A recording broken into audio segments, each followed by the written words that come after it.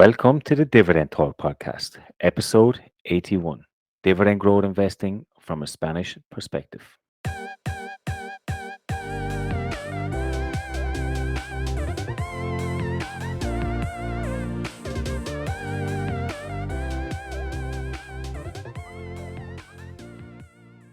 Hey everybody, welcome back to another episode of Dividend Talk. Today we are joined by Javier, who is a Spanish dividend growth investor.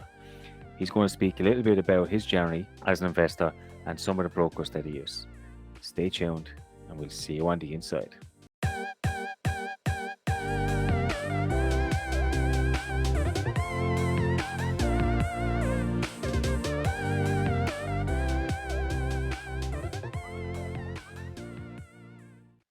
Hey European DJ, how are you this Friday afternoon? Thank you, Derek. I'm doing really well. First of all, we have got, of course, an interesting guest on our show. It's the first time we have a Spanish speaker, so I'm really looking forward for that. Other than that, I also had a week off, so I spent a lot of time writing my annual report this week, doing a lot of research. So I'm a bit tired from it now, but I must say I had a lot of personal insights again on how to improve this year. But how about yourself? Hey, I have to say that the annual report was awesome. It looks like a lot of work went into it, a lot of effort, but it was. I enjoyed reading. It was a great read. So fair play, well done. I'm happy to be here as always. As you said, you've already half introduced our guest. We have our first Spanish citizen here, and that is Javier. How are you, Javier? Hi there. Hey, thank you very much for having me here. I'm very good. I'm willing to start the conversation. Awesome. Hey, look, we're both excited to have you here. We've been following you on Twitter for a little while and chatting away, so we're quite excited to talk and get to know you a bit more. And just on that, can you just maybe briefly introduce yourself to our listeners? Just give us a little bit of background, who you are, where you're from, and so on. Okay, so my name is Javier, and I'm from Spain. That's you already know. And I'm from the south of Spain, from Cali, but I right now live in Cartagena, is in the east of Spain. Um, as you, as you, my guess, I'm here in the podcast because I'm here in the podcast. I like dividend growth investing. I've been in the dividend growth community for a few years now. Not very active in Twitter. Something that I'm planning to start maybe as a 2022 goal. But I have a profile in eToro that we might talk about this later, in which I have been investing and or publicly investing and sharing for a few years, for 2 years now. I have been investing for longer, but I started in the eToro broker 2 years ago, and I think that's all. Maybe the introduction. Yeah, good. I have to say I'm quite excited to talk a little bit about eToro later on. It's Mhm. it's new for me. I've heard of it before, but I've never really heard of anyone discuss it or talk about it. So that would be quite Yeah, interesting. so I see in Twitter because I'm not active in Twitter, but I do have a profile and read and follow many dividend growth investors there. Right. And I see that eToro is not a popular broker among dividend growth investors, maybe in Twitter. I see that other brokers are used like the Geo or T212. What which I also use, by the way, because I have broker accounts on those brokers before since I before I started in eToro. But I think that eToro is an interesting broker. I'm happy to talk about it later. Okay. Cool. So I know you follow the podcast a little bit. So usually we share a little bit of news of the week. Um, Hmm. and I don't think it's any surprise what I'm going to start with. We all know Walgreens released their earnings yesterday, and I have to say they did smash it out of the park again. They've done so well. My only concern really is that a lot of this is hyped up by vaccines and COVID tests that they're doing, and we know that's not going to go on forever. But hey, you got to make hay while the sun shines, don't you? And at the moment they're growing quite well. I was quite happy with the results. The retail sales actually went up 10%, which was good.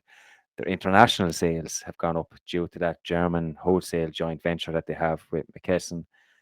Boots.com. I don't know if they have Boots in Spain, but I know they do here in Ireland. And that just continues to grow and grow. So Mm. quite a solid start to the year, and a happy investor here. We don't have working boots in Spain, but I've read in the news as well, and I agree with you that those have been very good results and earnings. And I was surprised that the price actually dropped after the earnings release. Yeah, And I think the price dropped because if you look, they gave some concerns or what could impact them, and I think there's rising costs. So they're struggling to meet the labor demands, and then to obviously meet the labor demands, they have to pay people more, I which see. obviously costs a lot more money. So I think Yeah. that had a huge reason behind the drop in price. But Yeah, maybe also the U.S. government is planning to issue free COVID tests to American citizens, and that's a big share of the wearing boots business. So yeah, maybe investors are afraid that the company loses earnings due to those free COVID being like distributed in the United States. yeah. No, I was thinking to say, well, I mean, as I said previously, vaccines and COVID can't go on forever, Yeah, so yeah. it will have to drop off or taper Yeah. off. It's still a good company though, I think. Yeah. And European DJI, what have you found for us this week? Well, I found actually quite funny that there was quite some hype on the internet. Even heard it in my social circle, people talking about how much Tim Cook earned last year, because he earned around $100 million last year. And I found it interesting because there's always this kind of like, oh, CEOs earn too much, and I generally agree with that if you look at their performance and track record. But if there's one person that deserves to earn even 10 times more, then it's Tim Cook. But what I find even more interesting that nobody talks about is because I did a back on the napkin calculation. And for instance, Warren Buffett just last year alone in dividends received around $130 million. So even 30% more than Tim Cook, just via the holdings of Berkshire in Apple, and then his share in Berkshire again. So for me, this is really funny, like how these two big guys are earning lots of money. But I see the one as Buffett really laughing the hardest, because he's just sitting at home and reading annual reports for fun, and still earning more than the best performing company CEO in the world. That is why we're dividend growth investors. We don't Exactly. we don't want to do the work. We just want to make the money. Yeah, we want others to do the work. Yeah. Exactly. Thank you, Tim. Thank you, Tim Cook. And that's an awesome story. And he only earned 3 million. I say only, but he only earned 3 million as his base salary. The rest is bonuses and shares and Yeah. stocks and Yeah, obviously and then imagine Buffett, no salary at all from them. yeah. So Tim had a 3 million head start on him. Exactly, even though. Okay, awesome. Okay, so what we might do, actually, we do this for a bit of fun, Javier, just to get to know you and just to lighten up. But we do this rapid fire round. Okay. Okay. It's quite easy. We'll ask you 5 questions. It'll be like apples or oranges, and you just have to answer which one you think straight away. And if you want to clarify anything at the end, feel free. Okay. Okay. So I will ask you the 5 questions, and the first one is Barcelona or Real Madrid? Real Madrid, obviously. Okay. Estrella or San Miguel? Estrella. Okay. Apple or Microsoft? Apple. Okay. Bitcoin or Palantir? Bitcoin. Okay. And the last one is Buffett or Munger? Buffett. No. Honestly, I think I'd agree with all of those. Yeah. Where is the questions for me? I was afraid there were a hardest question to answer. We'll But try keep them easy. no, But yes. Can you It's clarify your answer on yeah, Bitcoin sure. versus Palantir?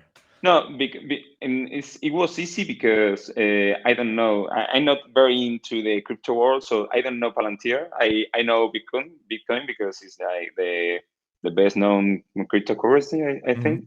I actually know Bitcoin and Ethereum, and not very much. So if I had to choose between Bitcoin or Palantir, as I don't know anything about Palantir, I will Yeah, go makes with Bitcoin. you sound like a real dividend growth investor, so that's good to hear. Yeah. Okay, so on that note, then we might just start. We might start kicking off with a few questions, and the first question for me is, how did you become a dividend growth investor? It's a long story, I think, because when I started investing, I didn't start with dividend growth stocks. I started like the easy way, I would say. I started investing in mutual funds, index mutual funds. And I kept reading books about investing. I wanted to make my own stock picks. I wanted to be more active in investing. I have always liked like the business and the management world. I like to go into financial statements and business strategy. So I wanted to be more active in investing. And after I read a few books, I made my first picks that didn't go well, actually, the first of those. And I realized after that that something was missing for me. Like I had chosen the stocks based not based in dividend, but in other factors, and I missed something that I miss seeing like the profit of those stocks in my account. I miss the dividend. So I started to research and to learn about dividends and about dividend stocks. I reached the dividend aristocrats in the US, and I discovered some European dividend companies that I like, and I decided to go ahead and build my own dividend portfolio. That I wanted to be an international dividend portfolio with some bias for European stocks and for American stocks because I feel like are the best stocks or maybe the ones that have been paying dividends for a longer time. So, Yeah. but I still wanted to have some international stocks, not European, not American, and here I am. Yeah. I have been a few years in the with the portfolio. So you mentioned then that you started by reading books. Do you know Mhm. which books you started to read? Yeah, so I remember a few. I have read many, but the ones that I remember most because were the best ones for me. It was the four pillars of investing. I think that is called in English. The four pillars of investing by Bernstein, um, and also stocks for the long run. That's a very good book. And in that book, actually, I learned that dividend stocks, and historically, dividend stocks have returned better profits or have returned more profit than not dividend stocks historically in the broad market. And so I found that fact very interesting for to focusing in stocks, but in dividend stocks. But I focus on dividend stocks not only for that fact, like better profits or more return, but also for the psychological fact that I like to see the dividend coming into my account. Something that people usually say that it's a silly thing, or something stupid, but I really think that is something important because psychology is a big share in the returns in investing. Yeah, I agree because we spoke about this. We've had a few guests on here that have spoke about growth investing or value Mhm. investing, and it's a different psychological edge. Like Yeah. your mind has to be tuned in. But I'm exactly like you. I prefer to see, I prefer to have the money in my hand than looking at it. So I Yeah. completely agree. Now, I know you're from Spain, so like in Ireland, the dividend culture here is not quite there. Okay, but what's it like over in Spain? Is there a lot of dividend investors? Is it accepted, or is it is it something that not a No, lot of investors I do? I think that in Spain is not dividend growth is not a popular investing strategy. And actually, it was hard for me at first to start dividend growth investing because anyone I could ask, and like from my friends or from people that I know that knew about investing, and when I to them about asked them about dividend dividend investing, they told me like two things. The first is that it's not a tax efficient strategy in Spain. We can talk about taxes in Spain in dividend growth in dividend investing. And the second one is that the popular stocks like Amazon or maybe Tesla, they do not pay dividends. So they think people usually think that it's not a good dividend. Dividend growth is not a good strategy.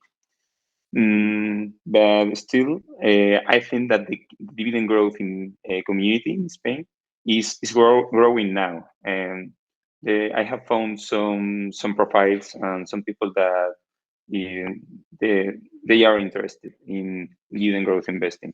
Still not a common strategy. That's quite interesting because if we look at our followers and just in general, when we look in Twitter, there's a really huge Spanish community. But I guess compared to the population size, I can imagine what you mean with that, of course. So tell us then a little bit, like, what is it with the tax situation in Spain when we think about dividend investing? Okay, so the thing in Spain is that dividends or dividends received are taxed between 19 and 21%. Dividends coming from Spanish companies. Hmm. When dividends come from international companies or from foreign stocks, those dividends have a withholding tax, the tax in origin, and then they are taxed in Spain with the 19 to 21, depending on how much dividend you received during the year. 19, 21% of the remaining dividend.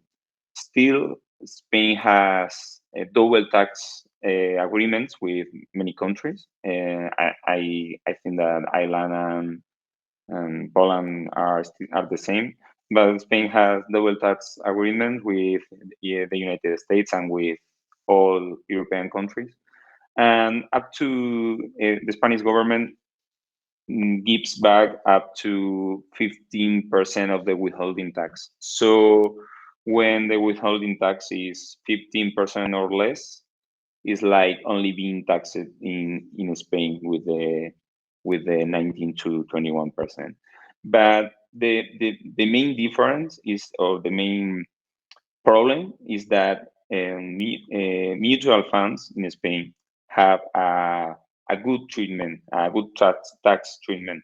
So funds, the shares in mutual funds can be transferred from one fund to another without paying any tax for the gains for the profits.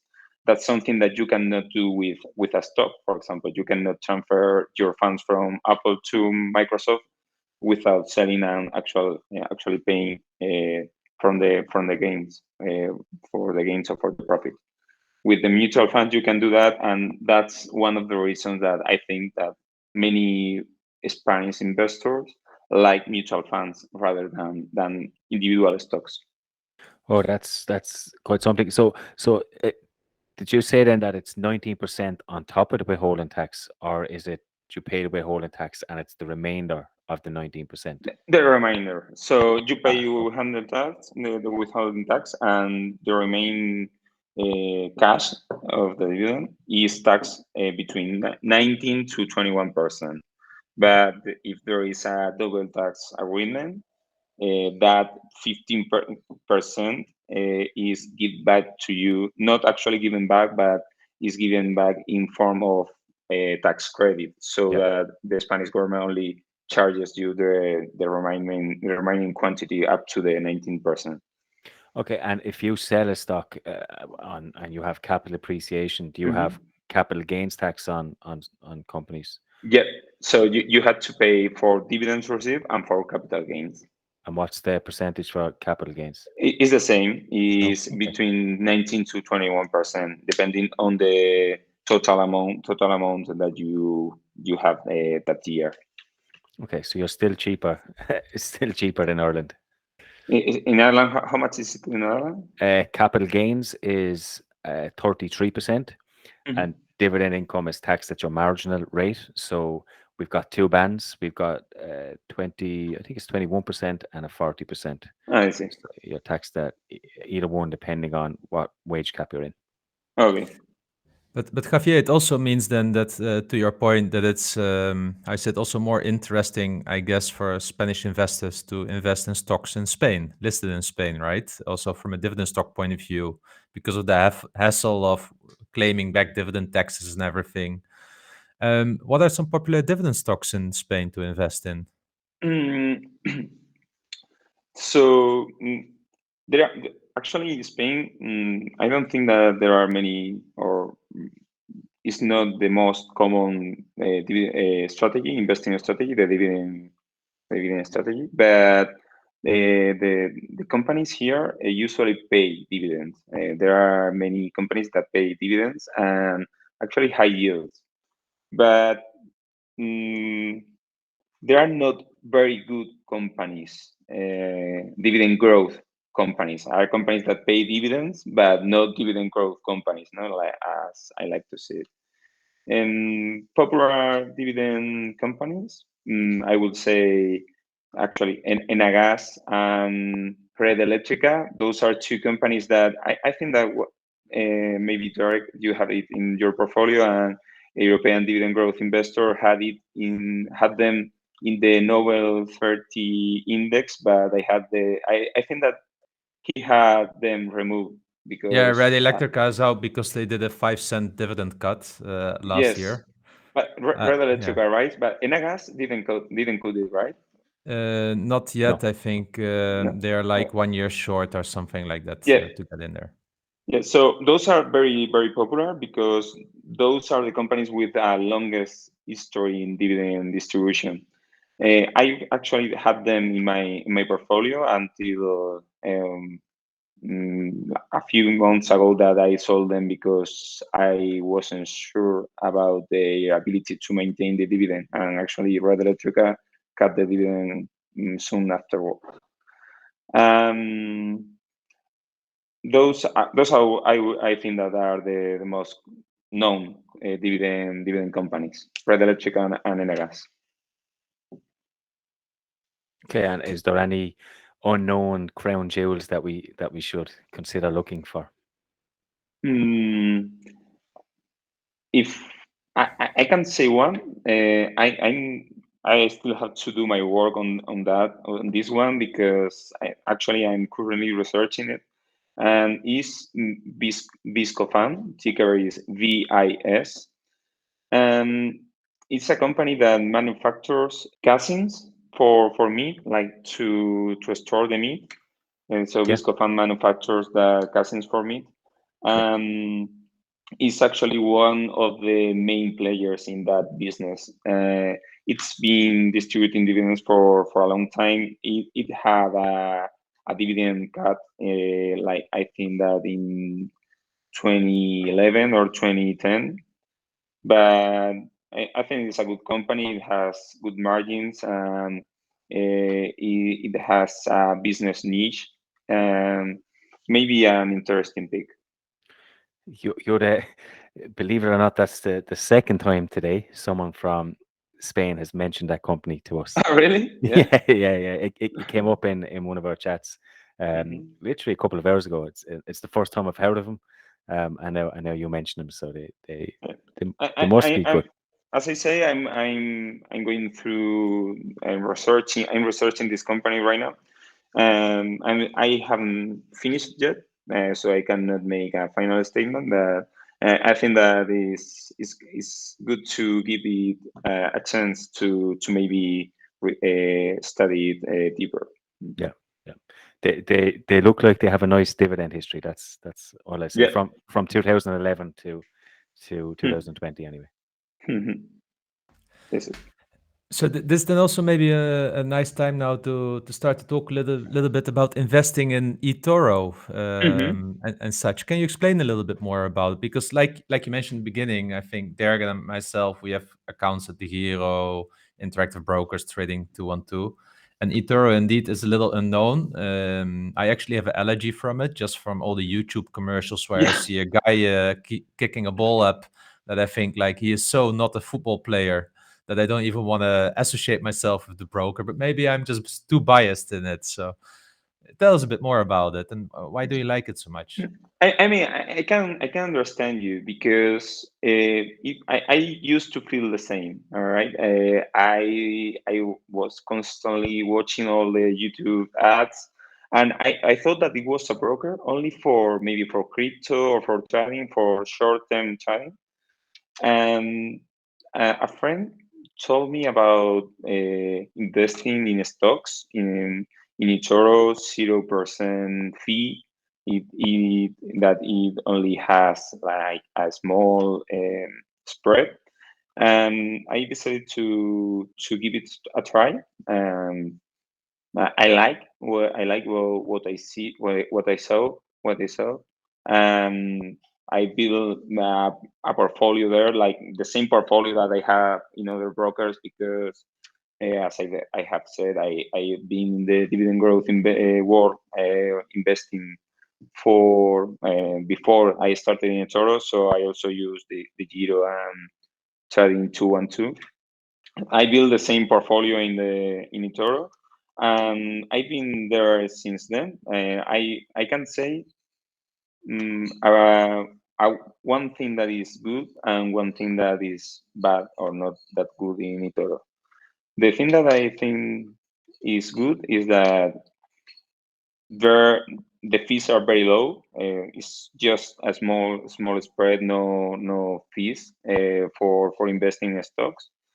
Um, and you also have a broad market, many stocks to invest from many different countries. You can invest in American stocks and almost every European stock, also Chinese stocks. You have many stocks to choose. The social trading there is very good in eToro. You can share what you want, what you think about different companies, and read what other investors think about the companies. Is all about sharing and discuss. It's a very good thing. What I don't like about eToro so far is that they do not have the W8 being formed so that US stocks are charged the dividends from those for American stocks are taxed 30% instead 15% as in other brokers. So that is a problem. That is a problem.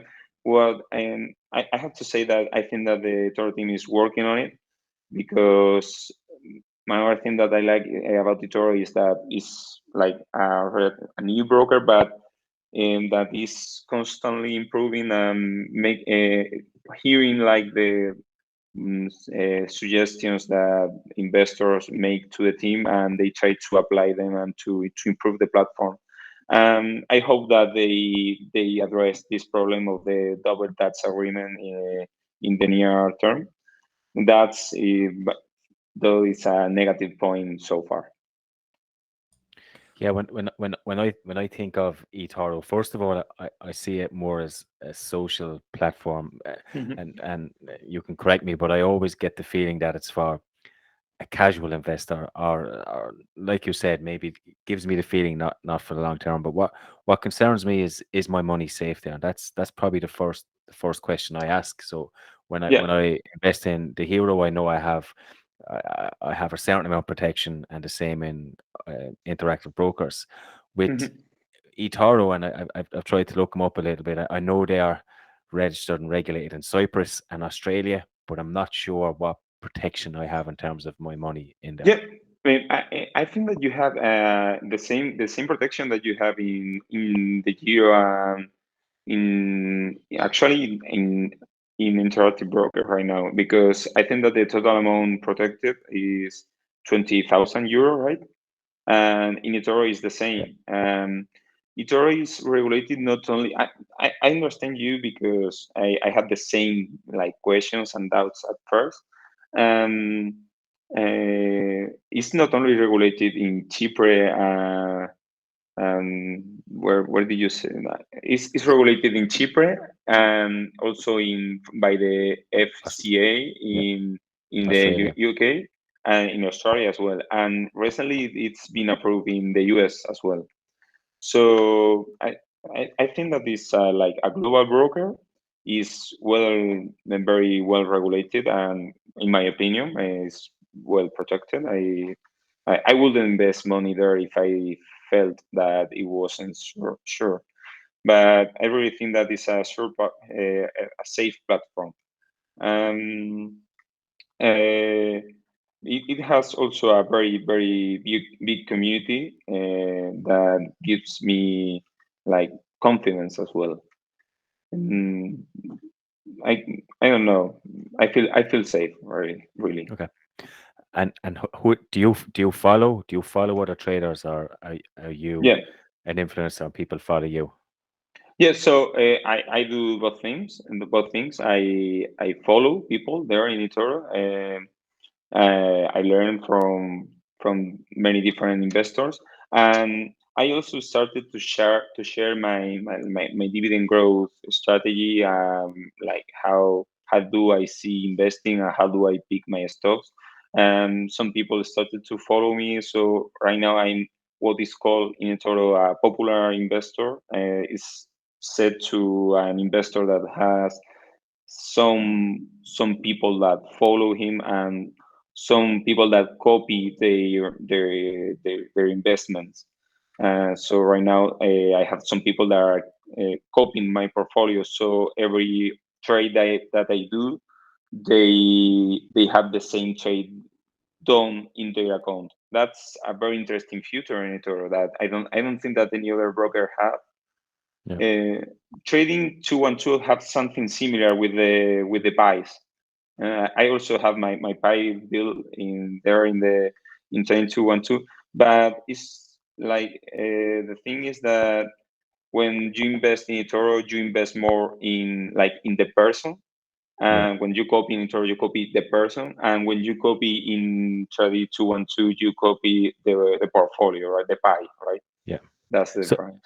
so knowing then that you are a popular investor, does that add pressure, knowing that when you buy something on eToro that it's going to affect, I don't know how many, but just say many different people? Does that play a part when you're making a purchase Mm, there? Because I because mean, because um, honestly, I would struggle with that. yeah. I mean, I'm very straight with with my followers or with my profile. Everything is like open. You can followers and eToro users can see everything.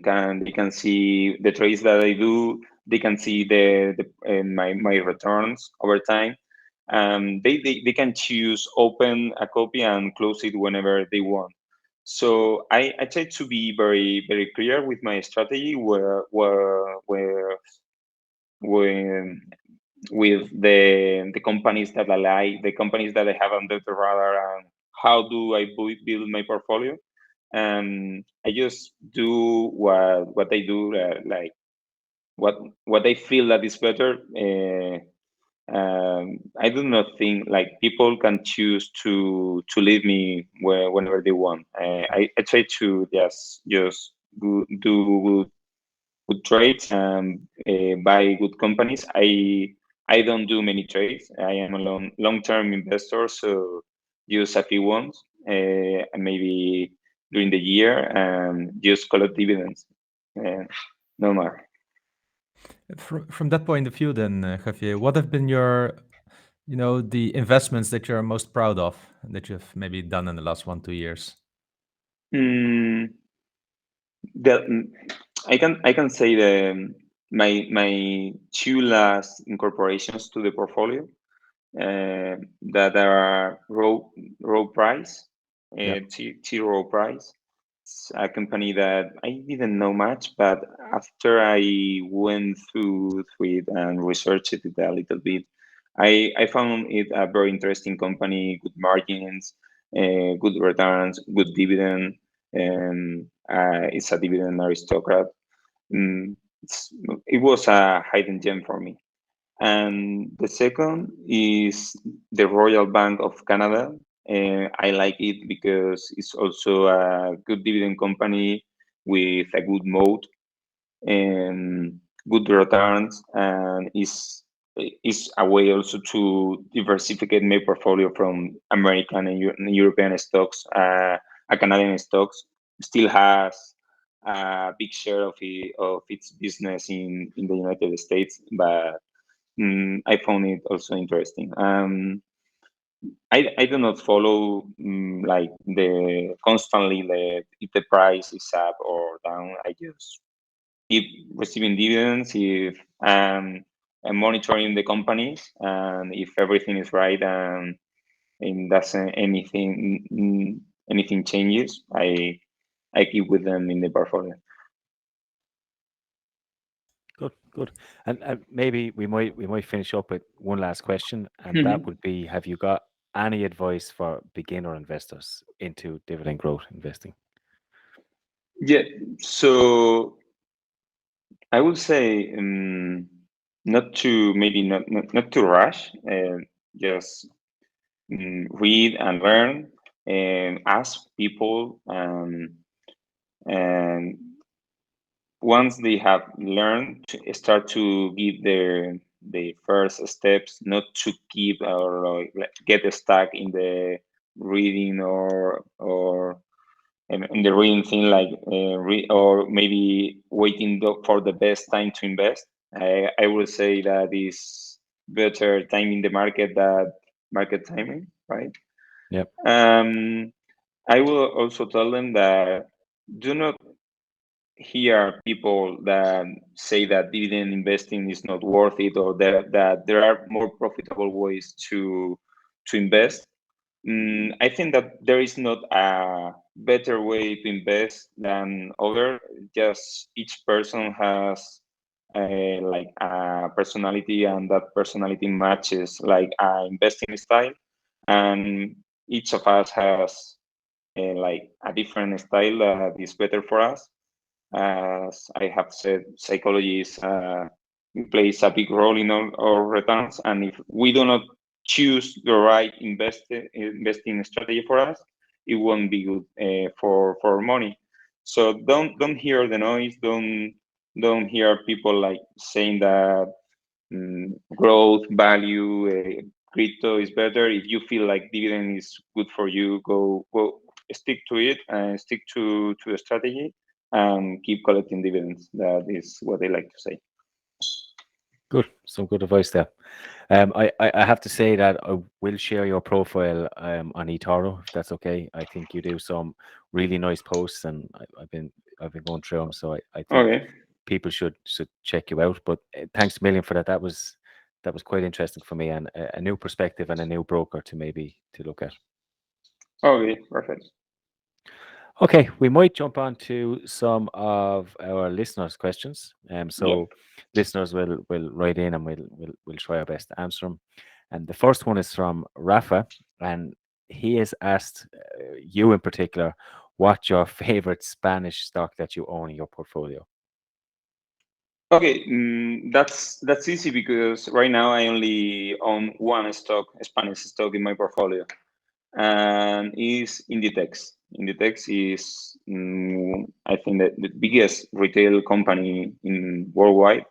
Yep. It has a long history of dividends. It had a dividend cut like during the pandemic. The company had the dividend, its dividend cut just to keep enough cash reserves, but still it's a good company, has good margins, and is back on track distributing dividends. I'm very confident with the company, and I plan to keep it for the long term. Good, good. I'm familiar with that company because Phil, who is a regular listener, wrote a blog post for me on Inditex before. So it's a company I've been watching, but like you said, they did cut their dividends, so Yeah, I they do. I stayed away. The next question is from Reasonable Yield, and he has asked us, I'd like to know how you feel about balancing potential for capital appreciation versus just yield.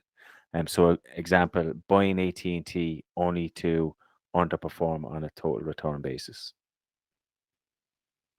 Yeah, so I like to say that I buy companies with a good dividend growth history, or yes, with a good dividend track record, but I do not buy them because of the dividend. I think that the dividend is a consequence of a good business.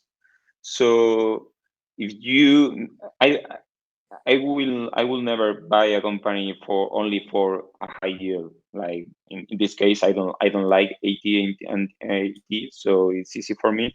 Even though it has a high yield, I will never buy it because I feel that it's not a good business.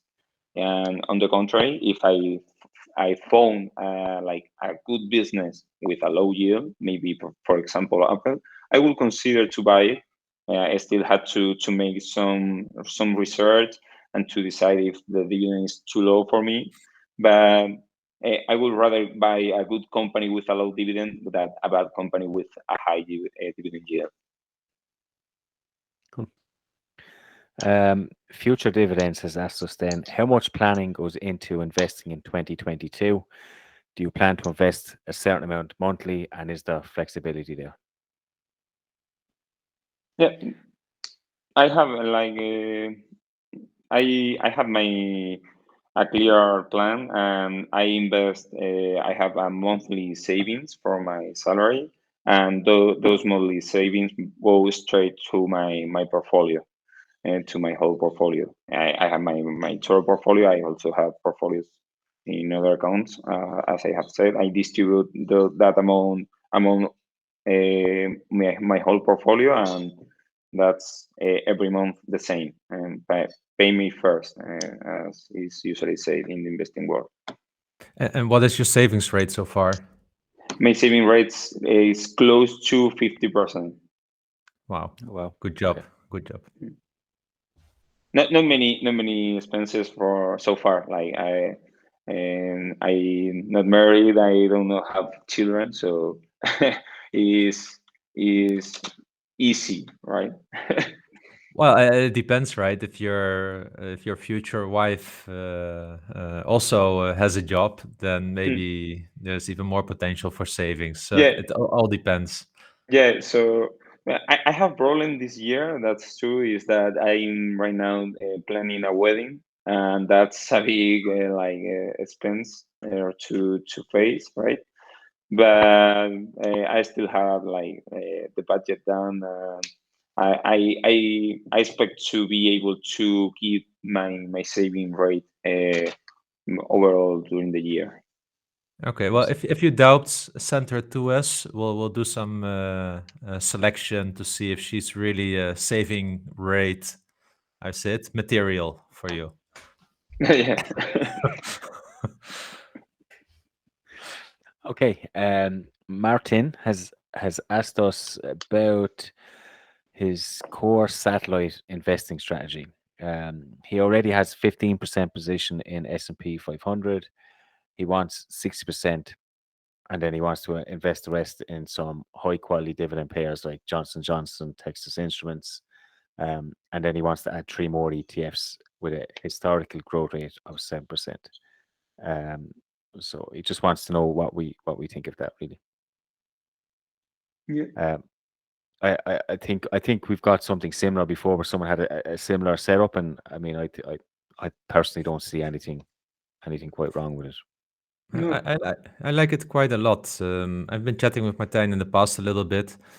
I think what he's trying to do is just really to have a fundament in something where you don't need to look after. You know that if you have individual stocks, you need to do more maintenance, more management. And if he has it in the core of a few indexes or a really large index, I think it Yeah. really allows you to sleep well at night, right? And just contributing on a monthly basis will do most of the job for you. Yeah, and here's the thing: not everybody likes to read annual reports or and so on. So for the majority of people, this would probably work just as well as what we do. Yeah. Centrino has asked us, what was your highest yield stock paying in December? Mine is easy. Enagas. That was an easy one for me. I guess in my case was I had two companies yielding about the same. One was Unilever in early December, and the second one is CLP Holdings, is a utility company in China, Yeah, around 4% as well. I think mine was Royal Dutch Shell. Cool. And then a couple more questions. So, just wondering how your brokerage fees and which brokerage you both use. He lives in Estonia and he has pretty high fees in local banks. I know we spoke about eToro has 0 fees. Trading 212 has 0 fees. And I use Interactive Brokers and the Giro, which are pretty low fees. But I'm not sure what the fees are like if you live in Estonia. That's the only. Well, the question is if he has access to those, right? Because Yeah. generally those are low-cost brokers. So if he has access to any of those brokers, I'm sure that Estonia will also get a good deal out of it. Yeah, they're the main ones that I think we all use. Yep. Nick Scott has asked us, how will your strategies change as you approach a freedom date? Oh, that's a very interesting one. If I would only know. So my strategy is there to actually push all the money in there every month, and I need it until the finish line, right? Although, of course, I get less dependent on the savings rate as soon as the dividends are higher. I don't think I would change too much. It's rather a question: what will I do with my strategy after I have this ultimate freedom, right? Will I continue working or not? So I don't think it would change at all. But ask me again in 4 or 5 years when I'm closer.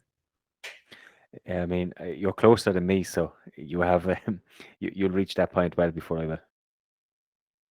Do you know what? It's a good question because at the moment you're focusing on increasing your dividend income, and you get to a certain point where you've reached your goal and now you want to live off that income, and it's not going to grow as much anymore, because I assume maybe you won't work or you're working less and you're going to be extracting that income out, and it'll be a bit of a change psychologically, I think. Yeah, I've read on many blogs of people that reached retirement, that it wasn't what they expected. Yeah, that they didn't know how to deal with themselves being suddenly alone, all their social contacts still at work, and what do you do then? You're with the grannies in the supermarket during the day. So I think I will definitely have a lot of adjustment, and how you said, kind of former drug addict kind of feelings, like you really need to kick off from this stuff. Yeah. And how about you, Javier? Have you thought Yeah. a little bit about what you would do if you ever reach that No, freedom? so okay, we all invest for that, right? We all are expecting to that day in which dividends cover our expenses. That is my final goal. And I have not thought what I will do. I don't know if I will quit working. I enjoy my work, my job. So I just think on it like something that I enjoy. The like the path I enjoy the path, building my portfolio, sharing it, like discussing, research the company is something that I enjoy. And once I reach the point, I will find out what I want to do. But I think the question was about adjustments in the portfolio. And if I Yeah. had to say one, not necessarily, but right now, I do not worry too much about low yield, high growth versus high yield, low growth companies.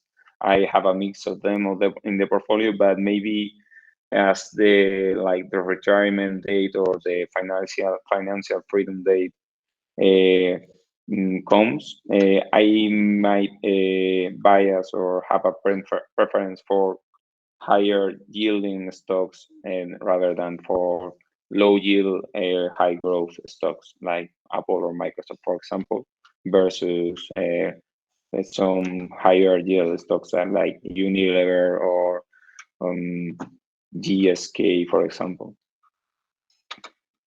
Okay. Good. And then the last question comes from Slint, and he loves our podcast, which is great. But he says he never hears us discussing business development companies, BDC companies like ticker MAIN. What's your take on them? So actually, I know it's not on the podcast, but I made a video once about monthly paying stocks, and Main is one of them, and it's indeed a business development company. You know, the issue is why I'm not such a big fan of it. So, truth to be told, they are usually high yielding stocks, but you depend so much on management, and usually those are also small firms, and I don't feel comfortable with business development companies in general for that sole reason that it's hard to grasp them. It's hard to really get a feeling for management. And if I can't understand the company or get a good feeling with it, I rather pass on them. So I have studied business development companies in the past because they are having often really attractive yields, but that's actually just the reason. Too complex for me to understand. Yeah, and me too. I will say that there's a guy on YouTube, Dividend Bull, I think his name is, who analyzes all these types of companies, and he's pretty popular, and seems pretty good. So he'd be worth checking out. I agree with you with the both of you. And like, I haven't gone through those companies very much, so I cannot give like a good opinion about them. Okay. Okay, that's all the questions. Thanks to everyone for your questions as usual. Usually we do a stock pick of the week, maybe at this point.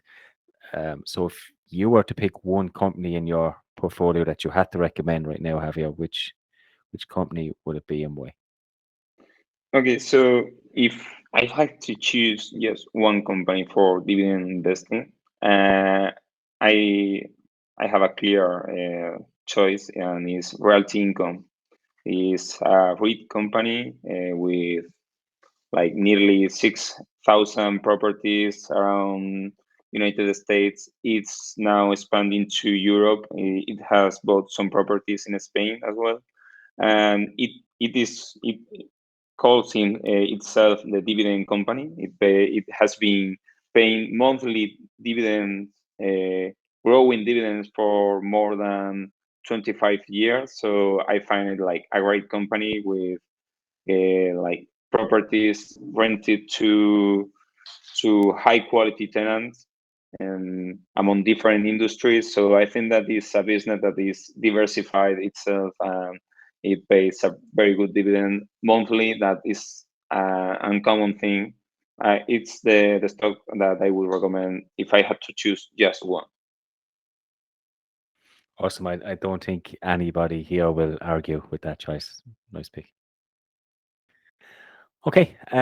So with that, that's the end of our show. It's been a pleasure having you on, Javier. It was great to hear your story. And as I mentioned, a new broker, a new perspective to dividend growth investing. So thank you very much for joining us both here. Yeah, great to be here. It's been a pleasure. Nice to be here with you, both of you guys. Thank you. Okay, and we'll see all our listeners this time next week.